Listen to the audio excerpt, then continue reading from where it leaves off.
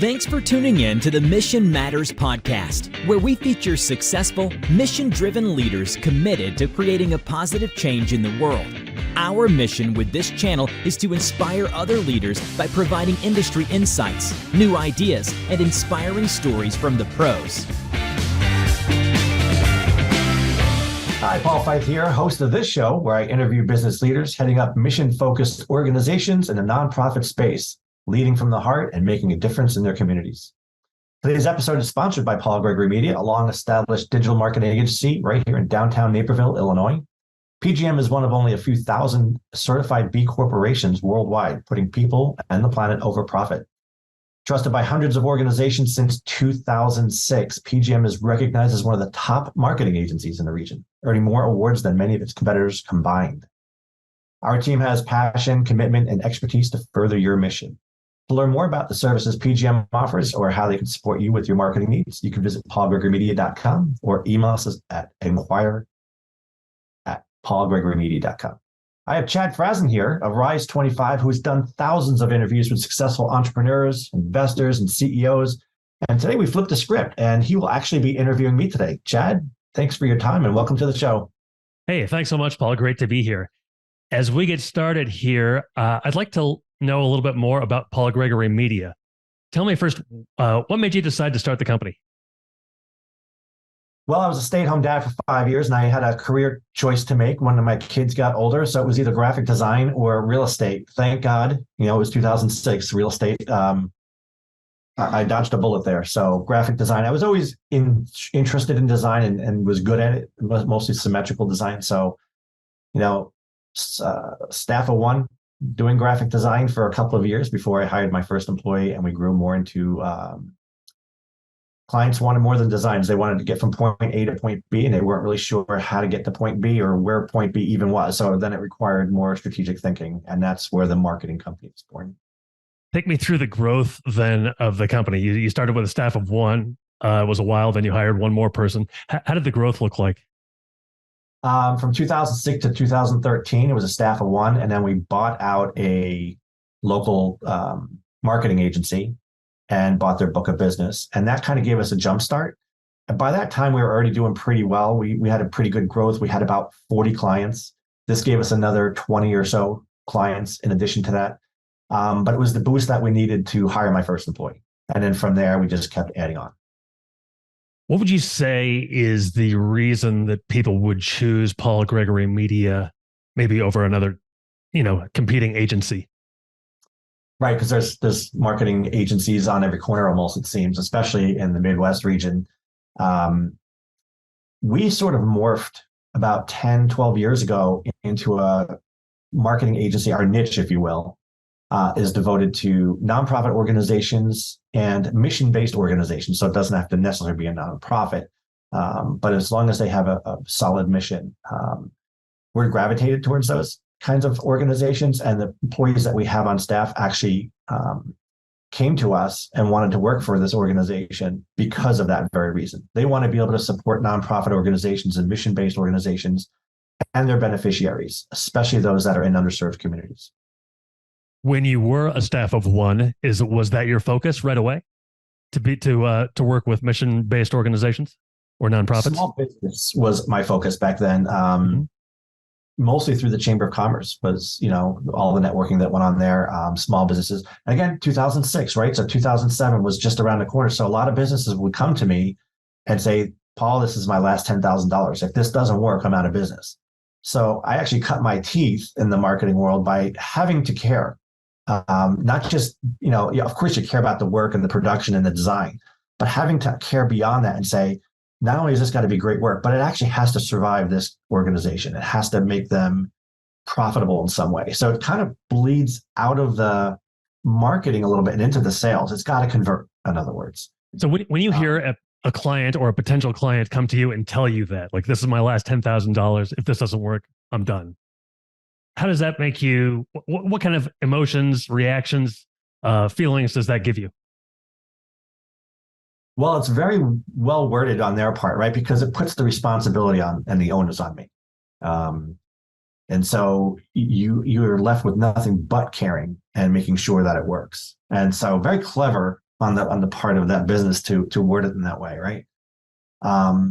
But it's stuck with us ever since then. And to this day, we have an edict, an internal edict in our organization called hassle-free. Never do we do something and then there's a small piece that we're waiting on and we put it back on the client's plate and say, hey, we're still waiting on this from you, or we need this piece from you. We'll try to do it ourselves, even if that means writing copy. You mentioned that you started out kind of working with small businesses and then you shifted to more mission-based, nonprofit type organizations. What kind of inspired that shift? I was invited to join a board of directors later in life. This is probably around 2010, 2011. And that opened my eyes into this is for Habitat for Humanity, opened my eyes to all the wonderful, wonderful work they were doing all throughout the state of Illinois. And then I joined the board of directors for the Chamber of Commerce. And that's not a 501c3. It's more of a 501c7 professional organization, but still the amazing work that they were doing with local businesses and the networking and helping each other out. And things that I've learned just in those, 5 or 6 years early on. I'm still a chamber member today. I'll never leave them. They're not going to get rid of me. And then board after board, I just got the bug and I learned about governance and the technologies and the donation platforms. And I thought, this is what we're doing in our marketing practice. It didn't take long, probably 3 or 4 years, where I made the switch and the decision to niche down and focus and devote our agencies to nonprofit work. And that's really the differentiator in our organization versus, say, another marketing agency. Very nice. Hey, I know one of your services is social management. Can you kind of just give me social media management? Can you kind of just give me a broad overview in terms of what PGM, Paul Gregory Media, does in terms of social media? Yeah, social media management is one of our richest services that we provide because it requires so many different skill sets to do well. You need copywriting skills, content strategy.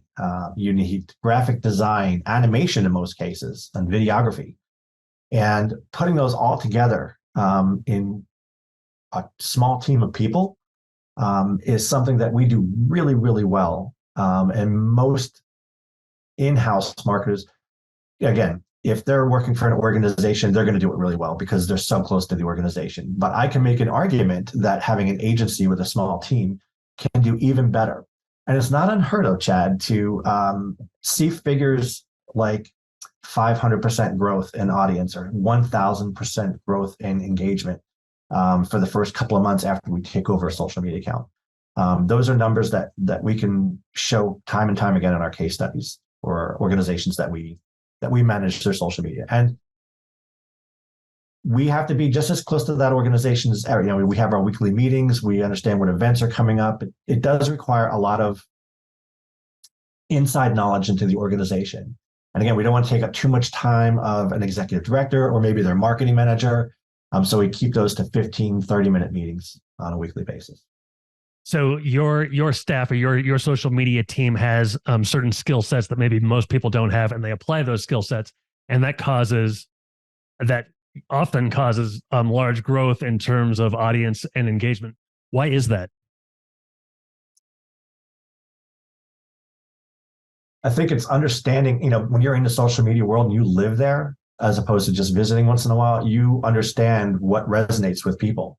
And it's different. Sometimes there is a learning curve with a different organization who's trying to save whales versus an organization who's trying to promote volunteerism in the county.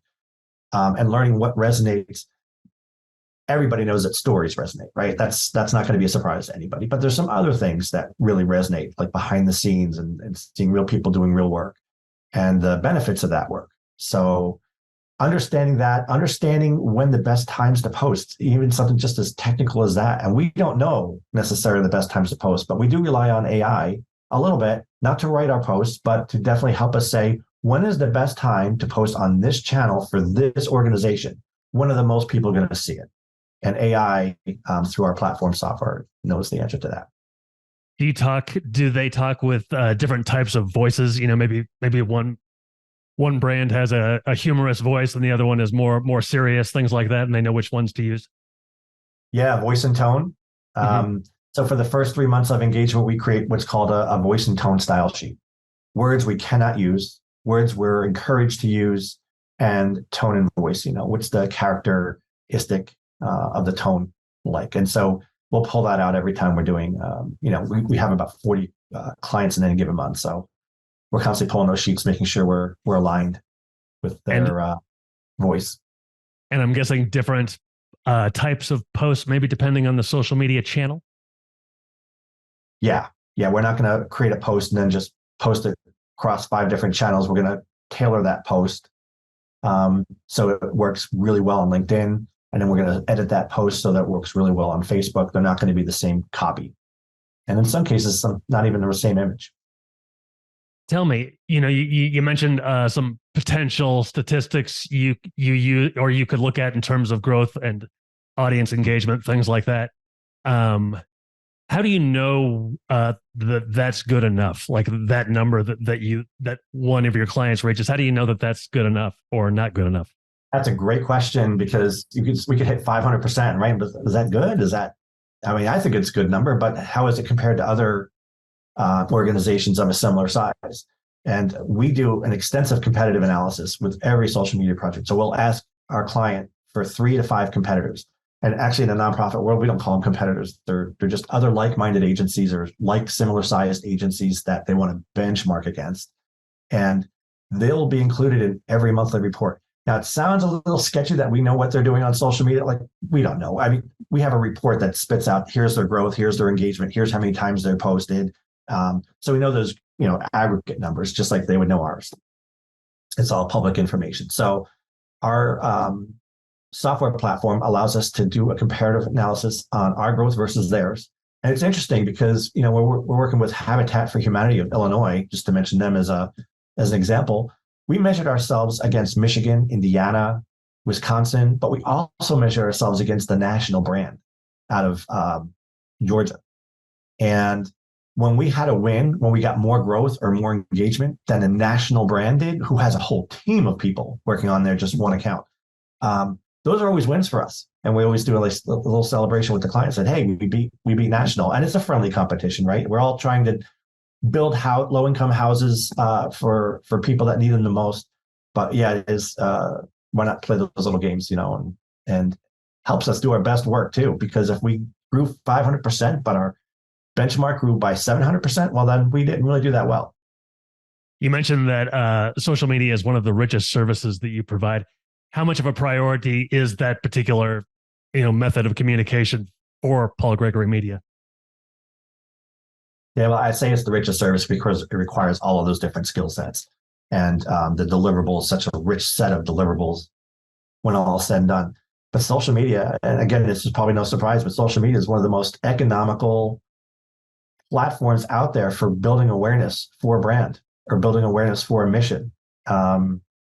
It's the platform itself doesn't really cost money, right? So it's just the management of that. And there's no, in a digital world where we used to visit it and then the pandemic happened and now we didn't visit it, we actually live there. And where do we live? We lived on social media. We lived, trying to form communications with, friends and new connections. And it all happens on social media. And it's just one of the richest platforms. It's one of the easiest ones to do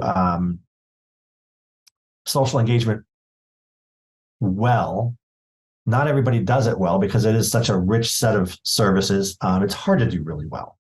I'm just proud of our team that we've somehow unlocked the secrets of, and it changes every week and we're on our toes. Meta's always doing something funky where, a business page can't post a video and a graphic at the same time. Silly things like that. But we're always on top of it for our clients. Good. That's great. Hey, let's get into a little bit about your podcast. This is your first episode. What made you decide to start the podcast? Well, I have never met an executive director who wasn't juggling 40 balls and just had the most admiration for the work that they're doing and the stories that they tell. So just meeting them, just even on our own client circles, just meeting executive directors, and I'm a member of Rotary in the Chamber, meeting other executive directors that I don't even have as clients. They're so interesting to talk to. And you always see them sort of light up when they tell their stories. So I thought it'd be a good idea to create a podcast to interview these leaders because they go through some challenges. They figured out some things and they have some great stories to tell. And we can all learn from that. We just did a network mixer for all executives for nonprofits. And it's so great when they all get into a room at the same time and share their war stories And this is no different. And there's particularly exciting for me is there's many executive directors out there and CEOs that I haven't met yet that have some amazing stories. And this could be a great vehicle for me to meet them. Who might benefit from listening? Mostly executives and executive directors or any kind of executive of a nonprofit or a mission-based organization. Okay, sounds good. Hey, Paul, it's been great to talk to you today. Thank you so much. Interesting insights on social media management and the importance of it. And I'll look forward to hearing some future episodes. Thank you so much. Thank you. Thank you for interviewing me. So long, everybody. Thanks for listening to the Mission Matters podcast. We'll see you again next time, and be sure to click subscribe to get future episodes.